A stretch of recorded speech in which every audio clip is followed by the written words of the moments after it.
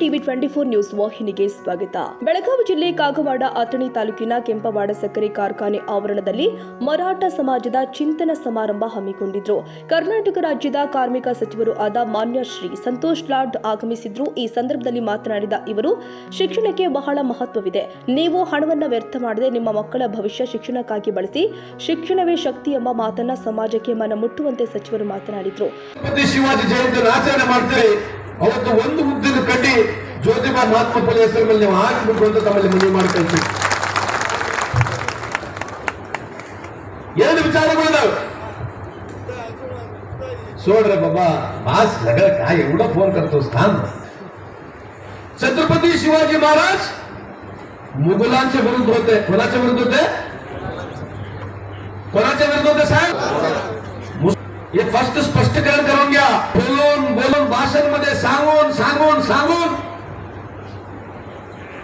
मराठे मुस्लिमचे विरुद्ध, छत्रपती शिवाजी महाराज मुस्लिमचे विरुद्ध. आणि भाषण कसे करतात? छत्रपती शिवाजी महाराज हिंदू स्वराज. तुझा घरी फोटो आहे?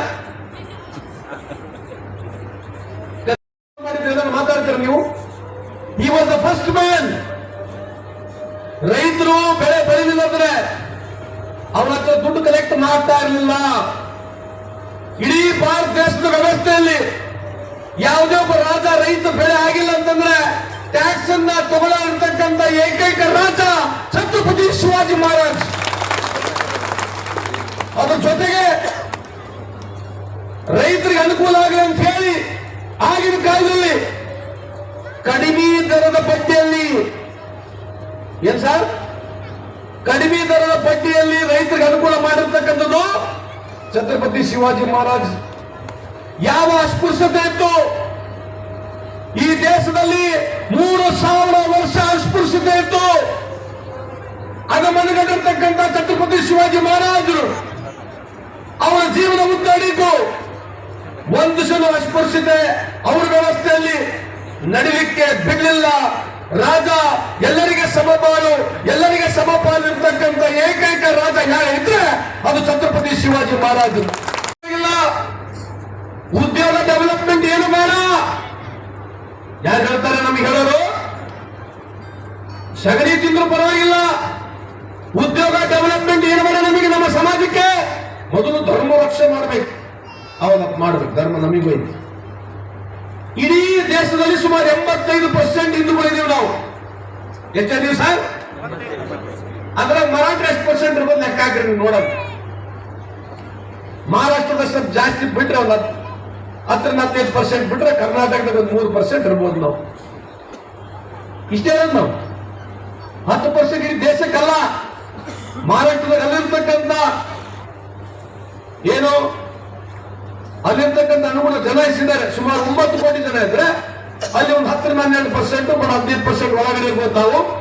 ಕರ್ನಾಟಕದಲ್ಲಿ 7 ಕೋಟಿ ಜನಸಂಖ್ಯೆ ಇದ್ರೆ 3% ಇರ್ಬೋದು ನಾವು. ಇಡೀ ಭಾರತ ದೇಶಕ್ಕೋಸ್ಕರ ನೋಡಿದ್ರೆ ನಾವು 3-4% ಬರ್ತೀವಿ. ಕರೆಕ್ಟಾ? ಮತ್ತಿನ್ನ 85% ಜನ ಅವ್ರೇನ್ ಮಾಡ್ಬೇಕು? ಇವ್ರು ನಮಗೆ ಚಾಕು ಹಿಡ್ಕೊಂಡು ಬಕ್ಕ ಅಂತಾರಲ್ಲ, ಇವ್ರು ಯಾಕೆ ಹಿಡ್ಕೋಬಾರ್ದು ಚಾಕು? ಇವ್ರ ಮಕ್ಕಳು ಚಾಕು ಹಿಡ್ಕೋಬಾರ್ದು, ನಮ್ಮ ಮಕ್ಕಳು ಚಾಕು ಹಿಡ್ಕೋಬೇಕು. ರೋಡಲ್ಲಿ ನಾವೇ ಹೋಗಿ ಫೈಟ್ ಮಾಡಬೇಕು, ಜೆಂಡಾ ನಾವೇ ಹಿಡಿಬೇಕು, ಕೇಸ್ಗಳು ನಮ್ಮೇಲೆ ಹಾಕಬೇಕು. ಇವ್ರ ಮಕ್ಕಳು ಅಮೆರಿಕದಲ್ಲಿ ಕಾನ್ವೆಂಟ್ ಸ್ಕೂಲ್ಗಳಲ್ಲಿ ಒಳ್ಳೆ ಶಾಲೆಗಳಲ್ಲಿ ಇವ್ರು ಓದಬೇಕು. ಬಸ್ ಸ್ಟ್ಯಾಂಡ್ನಾಗ, ಬೀದಿಗಳಲ್ಲಿ ಒಂದು ಗ್ರಾಮ ಪಂಚಾಯತ್ ಯಾರು ಬಿಟ್ಬಿಟ್ಟು ನೋಡಿ ಉದಾಹರಣೆಗೆ ಹೋಗಿ ಕರ್ನಾಟಕ ರಾಜ್ಯದಲ್ಲಿ ಯಾರನ್ನ 1,000 ಅಡಿ ಕೊಟ್ಟಿದ್ರು ನಮಗೆ. ಯಾರನ್ನ ಬಸವಣ್ಣ, ನೀವು ನಿಮ್ಮ ಅಣ್ಣ ತಮ್ಮರಿಗೆ, ನಿಮ್ಮ ಸಮಾಜದಲ್ಲಿ ಬೇರೆ ಸಮಾಜದವರಿಗೆ ಅಕ್ಕಪಕ್ಕದಲ್ಲಿ ಪ್ರೀತಿ ವಿಶ್ವಾಸದ ನೀವು ನೋಡೋರಂಗಿದ್ರೆ ಎಷ್ಟು ಗುಡಿಗಳಿಗೆ ಹೋಗಿ, ಗುಂಡಾರಿಗಳಿಗೆ ಹೋಗಿ ಪೂಜೆ ಮಾಡಿ ತೆಂಗಿನಕಾಯಿ ಹೊಡ್ಕೊಂಡು ಬಂದ್ರು ಏನಾಗದಿದೆ? ಏನಾಗದಿದೆ?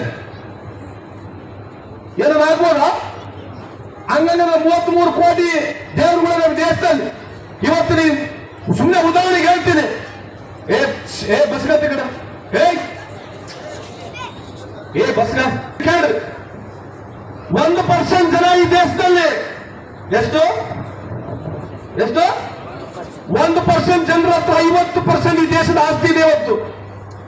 1% ಆಫ್ ಇಂಡಿಯನ್ ಪಾಪ್ಯುಲೇಷನ್ 145 crores, 145 ಕೋಟಿ ದೇಶದ ಜನಸಂಖ್ಯೆಯಲ್ಲಿ 1% ಜನರ ಹತ್ರ 50% ಅಷ್ಟು ಈ ದೇಶದ ಆಸ್ತಿ ಇದೆ. ನೀವು ಅರ್ಥ ಮಾಡ್ಕೊಳ್ಳಿ. ಮತ್ತೆ ಯಾವ ದೇವರಿಗೆ ಬರ್ತಿದ್ದಾರೆ ಬಡವರ ಪರವಾಗಿ? ಬಡವರ ಆದಾಯ ಈ ದೇಶದಲ್ಲಿ ಪರ್ ಕ್ಯಾಪಿಟಲ್ ಇನ್ಕಮ್ ಅಂತ ಹೇಳ್ತೀವಿ ನಾವು. ದೇಶದಲ್ಲಿ ಬಡವರ ಆದಾಯ ವರ್ಷಕ್ಕೆ ಸ್ಥಾನದಲ್ಲಿ 2,02,000 ರೂಪಾಯಿ, 2,02,000 ರೂಪಾಯಿ ಆವರೇಜ್ ಆಗಿದ್ರೆ ಉತ್ತರ ಕರ್ನಾಟಕದಲ್ಲಿ ನಾವು ಬರ್ತಾ ಇದ್ರೆ 1 ಲಕ್ಷಕ್ಕೂ ಕಮ್ಮಿ ಇದ್ದೀವಿ. ಬಿಹಾರ್ ಅಂತ ರಾಜ್ಯ ನೋಡಿದ್ರೆ ಬಿಹಾರ್ ಅಲ್ಲಿ ಕೇವಲ 60,000 ರೂಪಾಯಿ ಇದೆ.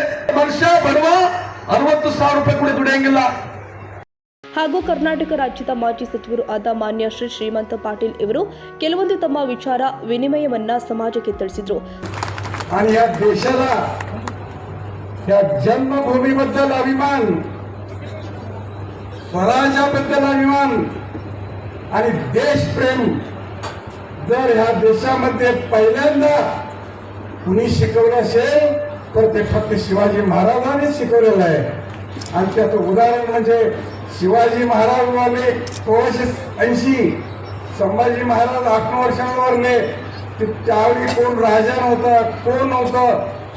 17-18 वर्षे तिथं कोण राजा नसताना सुद्धा त्या सैनिकाला पगाराची पोटाची काही सोय नसताना एवढा मोठा मुघल बादशाह 6 लाखाची फौज घेऊन महाराष्ट्रात आला होता हे राज्य बुडवायला. परंतु इथल्या लोकांनी त्या शिवाजी महाराजांचे जे विचार होते ते विचार पाळला आणि त्यावेळेला मोठ्या सम्राटाला परत पाठवलं. इथं 27 वर्षानं त्याला इथंच त्या आमच्या भूमीतच गाडावा लागला, तो मरून गेला. परंतु या जनतेला मात्र त्याला एक किल्ला नव्हे, एक इंच जमीन सुद्धा जिंकून दिली नाही. त्याला प्रत्येकाच्या मनात हे राज माझं आहे, ही मातृभूमी माझी आहे. आम्हाला त्यांच्यावर गर्व आहे. मध्यंतरी युक्रेन रशियाचे युद्ध पण चालू होते. बरेचसे भारतातली कर्नाटकातले लोक होते आणि साहेबांच्यावर जबाबदारी पण दिली ती सरकारने त्या लोकांना पण इकडं व्यवस्थित सुखरूप घेऊन येण्यासाठी, आणि ते कार्य त्यांनी केलेलं बरोबर आहे. आपल्याला माहीत असावं साहेब, इकडं या भागात पूर्वी 2 जण आमदार असायचे. काका पाटील निपाणीकडे होते, ते नंतरच्या भागात होतं. तर 55-56 पासून इथं माझे मोठे काका डी बी पवार देसाई आमदार असायचे, मंत्री असणी भागातून निवडून यायचे. कागवाडला दुसरे आमदार असायचे. गेले 20 वर्ष ते होते. त्यांचे वडील तालुका कोर्ट अध्यक्ष होते 14 वर्ष. आणि ಎಂದೂ ಕಾಣಲಾರದಂತ ನಡೆಸಿದ ಬಹುಶಃ ಸಂತೋಷ್ ಲಾಡ್ ಸಾಹೇಬರು ಏನು ಒಂದು ಮರಾಠ ಸಮಾಜನ್ನ ಒಗ್ಗೂಡಿಸಬೇಕು ಮತ್ತು ಒಕ್ಕಟ್ಟಿಗೆ ಸೇರಬೇಕು, ಅವ್ರನ್ನ ಎಲ್ಲರನ್ನೂ ಸಮಾಜಕ್ಕೆ ಒಂದು ಹಾದಿಗೆ ತರಬೇಕಂತ ಹೇಳಿ ಒಂದು ಅವ್ರು ಏನು ಒಂದು ನಡೆಸಿದ ಬಹುಶಃ. ಯಾಕಂದ್ರೆ ಸಮಾಜನ ಕೂಡಿಸೋದು ಮತ್ತು ಮಾಡೋದು ಅಂತ ಬಹಳ ಕಷ್ಟದ ಕೆಲಸ ಇದೆ. ನೀವು ಅಡಬಹುದು. ಇವತ್ತು ಪಕ್ಷಾತೀತರು, ಇವತ್ತು ಮಾಜಿ ಸಚಿವರು ಶ್ರೀಮಂತ ಪಾಟೀಲ್ ಅವರು ಬಿಜೆಪಿ, ಅವರು ಕಾಂಗ್ರೆಸ್, ಅವರ ಪ್ರತಿಯೊಂದು ಮಾತುಗಳು ಕಾಂಗ್ರೆಸ್ ಅನ್ನೋಂಗಿಲ್ಲ, ಬಿಜೆಪಿ ಅನ್ನೋಂಗಿಲ್ಲ, ಯಾವ ಬೇಕಾದ MES ಯಾವುದೋ ಪಕ್ಷ ಇರಲಿ, ಏನೇ ಇರಲಿ, ನಾವೆಲ್ಲ ಪಕ್ಷಗಳು ಬೇಕು. ಇವತ್ತು ಒಂದು ಕಡೆ ಸೇರಿ ಈ ಒಂದು ಕಾರ್ಯಕ್ರಮ ಮಾಡಿದ್ರೆ, ಆದ್ರೆ ನೀವೆಲ್ಲರೂ ಕೂಡಿ ನಿರ್ಣಯ ತಗೊಳಿಸಿ ಬೆನ್ನ ಹತ್ತಿ ಬರ್ತೀವಿ ಅಂದ್ರೆ ಇದು ನಾವು ಮಾಡ್ತೀವಿ ತಿಳಿಸಿದ ಸಮಾರಂಭಕ್ಕೆ ದಿಗ್ವಿಜಯ ಪವಾರ್ ದೇಸಾಯಿ, ವಿಕ್ರಾಂತ್ ಪವಾರ್, ಅಪ್ಪಸಾಬ್ ಐತವಾಡೆ, ರಾಹುಲ್ ಭೋಸಲೆ ಹಾಗೂ ಸಕ್ಕರೆ ಕಾರ್ಖಾನೆ ಸಿಬ್ಬಂದಿ ಹಾಗೂ ಕಾರ್ಮಿಕರು, ಸುತ್ತಮುತ್ತಲಿನ ಗ್ರಾಮಸ್ಥರು ಈ ಒಂದು ಸಮಾರಂಭಕ್ಕೆ ಆಗಮಿಸಿದ್ರು. ಭಾರತ ಮೂರಗುಂಡೆ, ಟಿವಿ 24 ಕನ್ನಡ.